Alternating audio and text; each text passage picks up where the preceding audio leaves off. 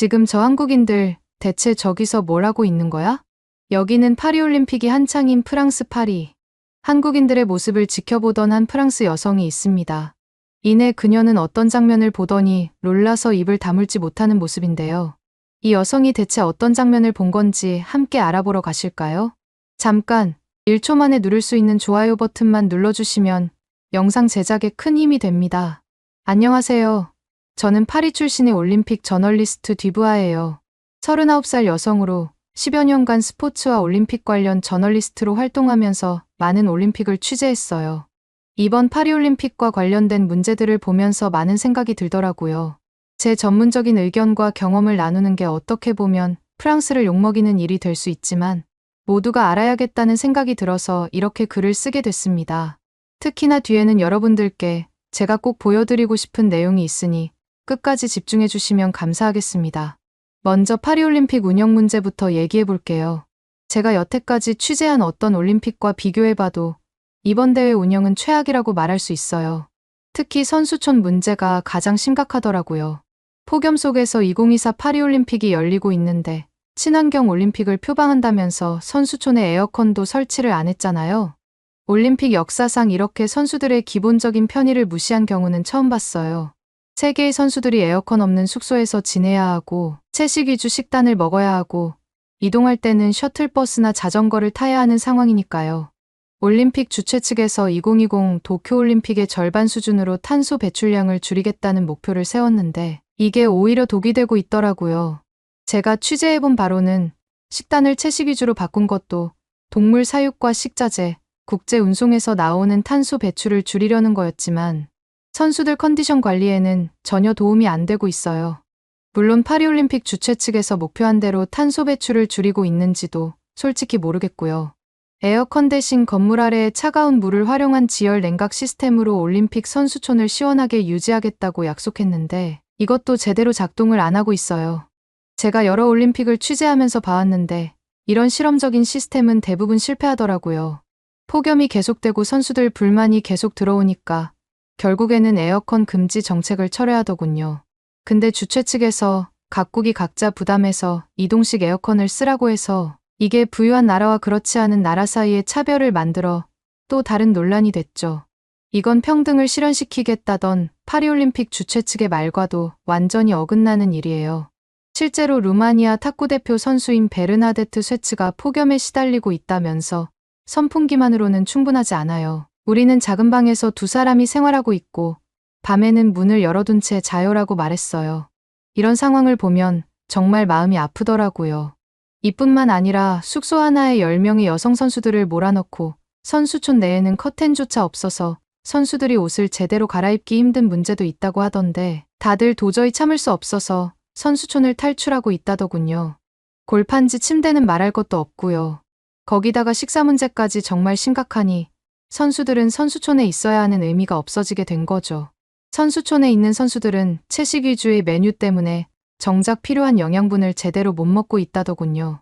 특히 단백질이 부족해서 선수들 컨디션 관리에 큰 어려움을 겪고 있고요. 심지어 달걀마저 부족해서 선수들이 불편을 겪고 있다고 하더라고요. 제가 올림픽 취재하면서 선수촌 내에서 이렇게까지 기본적인 영양 공급이 안 되는 경우는 처음 봤어요. 이런 상황에 대비해서 일부 국가들은 자체적으로 대책을 마련하고 있더라고요. 미국 농구대표팀은 파리의 특급 호텔을 통째로 빌렸고 네덜란드나 한국 같은 경우는 자체적으로 음식을 가져와서 자국 선수들을 지원하고 있어요. 특히 한국의 경우가 정말 인상적이더라고요. 팀코리아 파리 플랫폼에서 매일 신선하고 영양가 높은 한식 도시락을 만들어 선수촌으로 보내고 있다는 거 아니겠어요? 고기 반찬에 밥까지 정말 푸짐해 보이더라고요. 심지어 15명의 조리사를 프랑스에 파견했다니 얼마나 세심하게 준비했는지 알 수 있었어요. 근데 문제는 이런 지원을 받지 못하는 나라의 선수들이에요. 이 선수들은 정말 힘든 상황에 처해 있더라고요. 사실 이건 올림픽의 기본 정신인 공정성을 해치는 일이라고 생각해요. 모든 선수가 동등한 조건에서 경쟁해야 하는데 이렇게 되면 국가 간 격차가 더 벌어질 수밖에 없잖아요. 사실 여기서 멈춘다면 이렇게 제가 글을 쓸 필요도 없었겠죠. 하지만 선수촌 문제뿐만 아니라 도난 문제도 심각해서 선수들 관광객들 할 거 없이 난리가 났다고 하더라고요. 올림픽을 진행한 지 일주일도 안 됐는데 벌써 5건의 도난 신고가 들어왔더군요. 문제인 건 피해 금액도 무시할 정도가 아니라는 점이에요. 아르헨티나 축구대표팀의 경기장 라커룸이 털렸고 호주 하키 대표팀 코치방에서 신용카드가 도난당했대요. 심지어 브라질 축구의 전설 코임브라 직후는 택시 안에서 8억 원이 넘는 피해를 봤다고 하더라고요. 이런 문제들 때문에 파리올림픽이 전 세계에서 최악의 올림픽이라는 소리를 듣고 있어요. 프랑스의 자존심이 구겨지는 것 같아서 저도 프랑스 국민으로서 정말 부끄럽고 안타까울 따름입니다. 그런데 이런 와중에 놀라운 일이 벌어지고 있어요. 바로 한국 선수들의 활약이에요. 예상과는 다르게 한국이 금메달을 많이 따고 있어서 전 세계를 놀라게 하고 있더라고요. 제가 여러 올림픽을 취재하면서 봐온 바로는 한국은 항상 강세를 보이는 종목들이 있어요. 특히 양궁과 펜싱에서 한국의 성과가 두드러지더군요. 한국 남자 양궁 대표팀이 단체전에서 올림픽 3연패를 달성했어요. 세트 스코어 5대1이라는 압도적인 점수 차로 프랑스를 이기고 금메달을 땄죠. 프랑스 입장에서는 슬픈 일이지만 정말 엄청난 성과 아닌가요? 펜싱에서도 놀라운 성과를 거뒀어요. 남자 사브르 단체전에서 한국 대표팀이 올림픽 3연패를 달성했거든요. 준결승에서 펜싱의 종주국이자 개최국인 우리 프랑스를 이기고 결승에 올라 헝가리를 상대로 승리를 거뒀어요. 이때 펜싱 경기를 라이브로 관람했는데 펜싱의 나라 타이틀을 한국에게 줘야 하는 게 아닌가 싶은 생각까지 들더군요. 이 경기에서 가장 인상적이고 돋보였던 건 한국 선수들의 매너와 정신력이었어요. 프랑스 관중들이 일방적으로 응원하고 야유를 보냈는데도 한국 선수들은 흔들림 없이 경기에 집중하더라고요. 특히 오상욱 선수가 45대 39라는 압도적인 점수차로 경기를 마무리 지으며 결승 진출을 확정지었죠. 이런 집중력과 실력은 정말 대단하다고 생각합니다. 한국의 이런 성과는 정말 놀라워요. 특히 무기를 다루는 종목에서 강세를 보이고 있잖아요. 양궁, 펜싱, 사격 등에서 계속해서 금메달을 따고 있죠. 일부에서는 이걸 두고 한국의 전통 무예 정신이 현대 스포츠에서 꽃을 피운 것이라고 평가하기도 하더라고요. 저도 그 말을 듣고 정확한 평가라는 생각을 했습니다. 그리고 이런 한국의 활약상을 보면서 저는 문득 우리 프랑스의 모습과 비교하게 됐습니다. 프랑스는 올림픽 개최국으로서 제대로 된 모습을 보여주지 못하고 있는 반면 한국은 선수들의 뛰어난 실력과 매너로 전 세계의 주목을 받고 있으니까요. 그런데 이런 문제들 중에서도 가장 심각한 건 아무래도 생강의 수질 문제인 것 같아요. 여러분들도 아시겠지만 트라이애슬론 경기를 앞두고 생강의 수질이 기준치를 넘어서면서 큰 논란이 생겼잖아요. 부끄럽지만 생강은 오랫동안 수질 문제로 악명 높았어요. 1923년 이후로 수영이 금지될 정도였으니까요. 마크롱 대통령이 이번 올림픽을 계기로 생강을 다시 수영할 수 있는 강으로 만들겠다고 야심찬 계획을 발표했고 실제로 생강 정비와 저수조 건설 등에 무려 2조 900억 원이나 되는 예산을 투자했어요. 근데 이런 노력에도 불구하고 문제가 해결이 안 됐다는 건 정말 심각한 일이에요. 그리고 개막 직전에 이루어진 수질 검사에서 대장균과 장구균 수치가 기준을 통과했다는 소식이 들려왔죠. 심지어 파리시장은 직접 생강에 들어가기까지 하면서 수질이 좋아졌다는 걸 보여주려고 했더군요. 근데 개막식이 열린 26일에 프랑스에 폭우가 쏟아지고 말았습니다. 그렇게 갑자기 폭우가 온 바람에 파리의 하수가 생강으로 많이 흘러들어가면서 오염 수치가 급증한 거 아니겠어요? 다시 수질 검사를 했더니 생강의 대장균과 장구균 수치가 엄청 나빠졌고 28일에 예정됐던 트라이애슬론 첫 훈련도 취소되었습니다. 결국 IOC에서 생강의 오염 수치가 좋아질 때까지 트라이애슬론 경기를 연기하겠다고 발표하더군요. 말은 연기라고 했지만 사실상 뒤집어질 수밖에 없었던 거죠.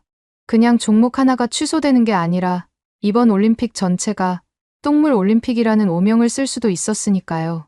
제 생각에 이 경기는 파리올림픽의 가장 큰 실패 사례 중 하나로 기록될 것 같아요. 경기가 수차례 연기됐는데 이런 것들이 선수들한테 정말 안 좋은 영향을 미칠 테니까요. 트라이애슬론 선수들은 경기 날짜에 맞춰 철저히 컨디션을 조절하거든요. 수개월, 때로는 수년에 걸쳐 특정 날짜를 목표로 훈련 계획을 세우고 실행해요. 근데 경기가 계속 미뤄지니까 선수들의 컨디션 관리가 완전히 망가져 버리는 건 당연하겠죠. 예를 들어 선수들은 경기 2, 3주 전부터 훈련 강도를 조절하기 시작해요. 경기 일주일 전부터는 테이퍼링이라고 하는 훈련량 감소 기간에 들어갑니다. 이 시기에 근육의 피로를 풀고 에너지를 비축하는 거예요. 또 경기 전날에는 탄수화물 섭취를 늘리고 수분 섭취를 조절하는 등의 세밀한 준비를 해요. 근데 경기가 갑자기 연기되면 이 모든 준비가 물거품이 되어버리는 거죠. 선수들은 다시 처음부터 컨디션 조절을 시작해야 해요. 이건 단순히 불편한 정도가 아니라 선수들의 경기력에 직접적인 영향을 미치는 심각한 문제예요. 그런데 이게 끝이 아니더라고요. 트라이애슬론 경기가 연기된 직후에 마크롱 대통령이 곧바로 IOC 위원장이랑 만났대요. 이 만남에서 무슨 얘기를 나눴는지 모르겠지만 직전까지만 해도 더러워서 경기를 못한다고 했던 IOC가 갑자기 말을 바꿔서 예정했던 31일 당일에 트라이애슬론 경기를 다시 하겠다고 발표하더군요. 올림픽을 오랫동안 취재해왔지만 이렇게 갑자기 결정이 뒤집히는 건 정말 드문 경우였습니다. 관중은 물론이고 선수들도 많이 당황했을 거예요. 특히 경기 일정에 맞춰 컨디션을 조절하고 있었을 선수들한테는 이런 갑작스러운 일정 변경이 받아들이기 힘들겠더라고요. 게다가 생강에서 수영해도 문제없다는 IOC 발표와는 다르게 여전히 악취가 나는 더러운 물이었다는 얘기도 있었다니까요. 더 충격적인 건 이런 상황에서도 경기를 강행했다는 점이에요. 선수들의 건강과 안전보다 일정을 맞추는 게 더 중요했던 걸까요? 많은 선수들이 경기 후 심각한 구토와 설사 증세를 보였습니다.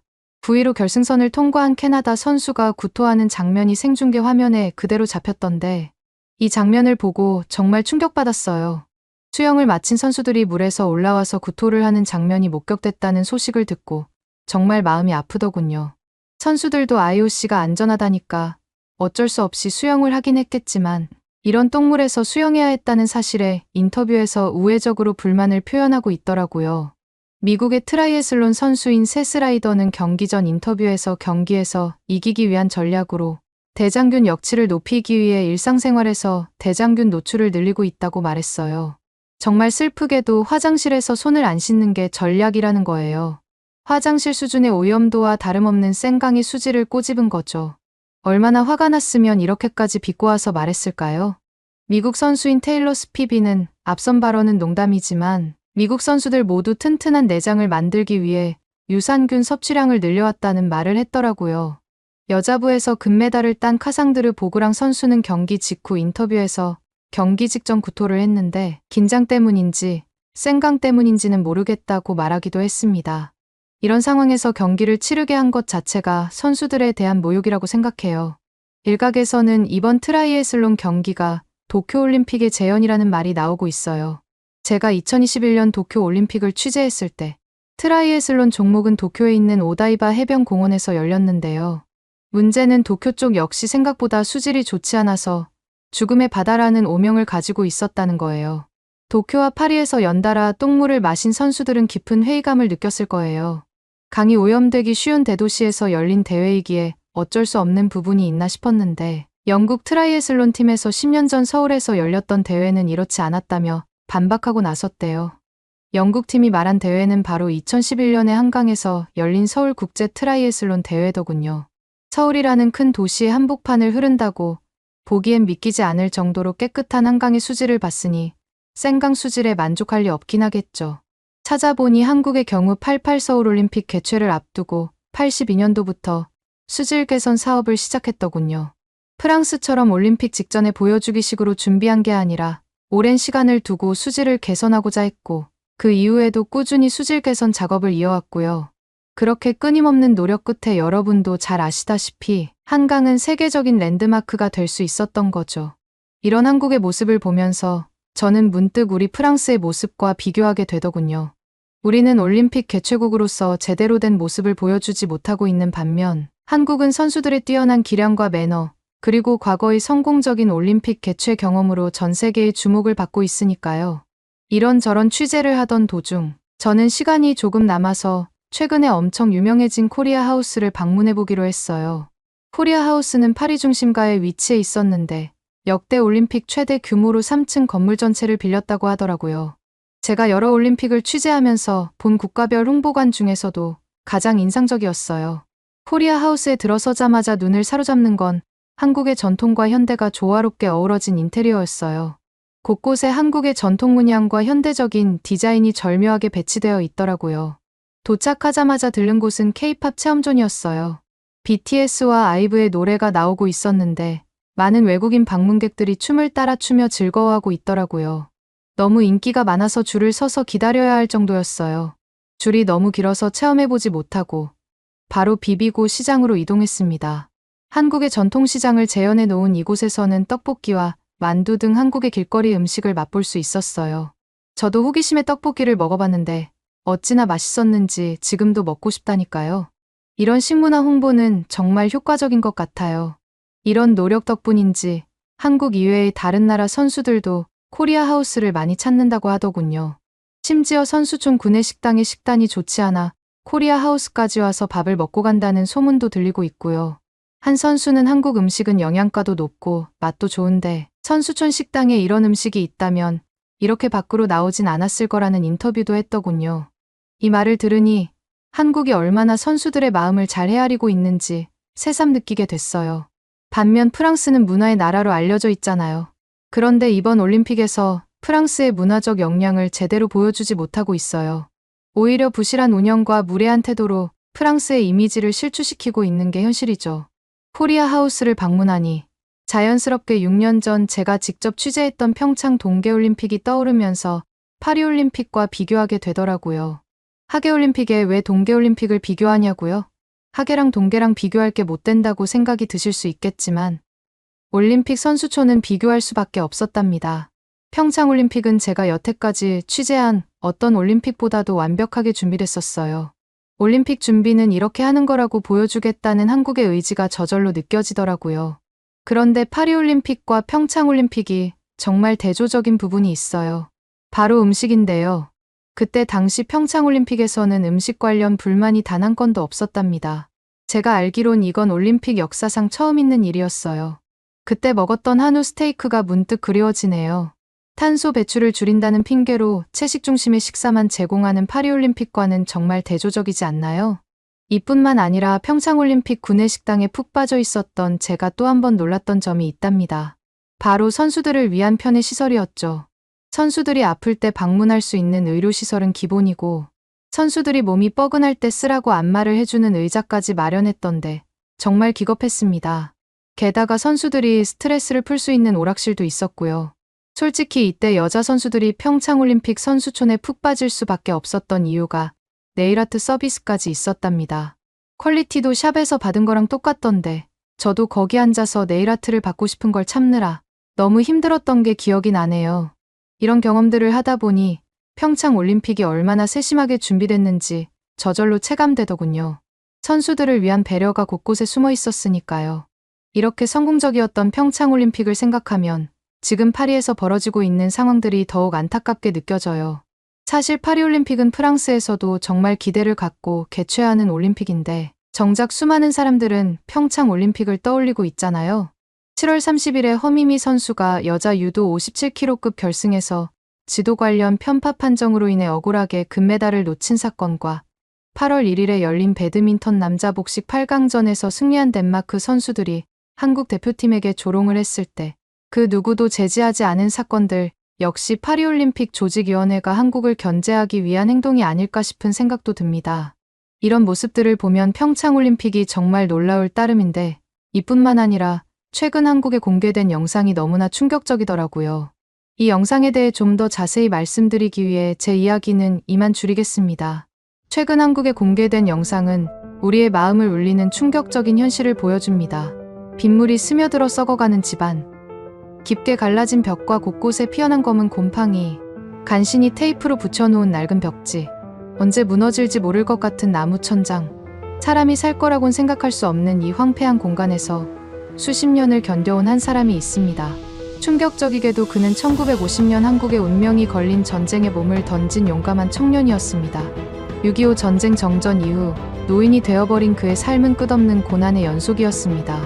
93세가 된 지금도 그는 청소일을 하며 생존을 위해 몸부림치고 있는데요. 심지어 심근경색의 고통 속에서도 그가 쉴 수 있는 안식처는 그 어디에도 보이지 않습니다. 전쟁이라는 위대한 헌신에 대한 대가는 처참했고 수십 년이 지난 지금까지 끔찍한 극도의 가난이 그를 끝없이 옭아매고 있었던 것입니다. 그러나 정전 이후 71년의 긴 어둠 끝에 드디어 한 줄기 희망의 빛이 찾아옵니다. 참전용사의 가슴 아픈 사연을 접한 한국인들의 마음이 하나로 모여 그에게 망설임 없이 손을 내민 것입니다. 그의 소원은 단순했습니다. 그저 사랑하는 아내와 함께 평범한 삶을 살아가는 것. 하지만 이 열악한 공간은 매년 다가오는 여름과 겨울을 지옥으로 만들었고, 이제는 빗물까지 스며들어 모든 것을 썩게 만들고 있습니다. 하지만 이 한국인들이 소원을 들어주겠다며 그의 집안 곳곳을 개선하겠다는 결정을 했고, 이곳은 그의 마지막 남은 시간 동안 조금이나마 인간답고 평범한 삶을 누릴 수 있게 탈바꿈될 예정인데요. 이런 기적을 만들어낸 한국인들은 누굴까요? 미라클 코리안. 한국으로부터 1만 킬로미터나 떨어진 에티오피아에서는 이들을 이렇게 부르는데요. 이 한국인들은 바로 인프레쉬라는 기업에 소속된 한국인들입니다. 그들은 에티오피아에서 시력을 잃어가는 참전용사들을 위해 현지 병원에서 대규모 수술 지원을 하였고, 이외에 필리핀, 태국 등지에서도 한국 전쟁의 위대한 노고에 대해 은혜를 보답하고 있습니다.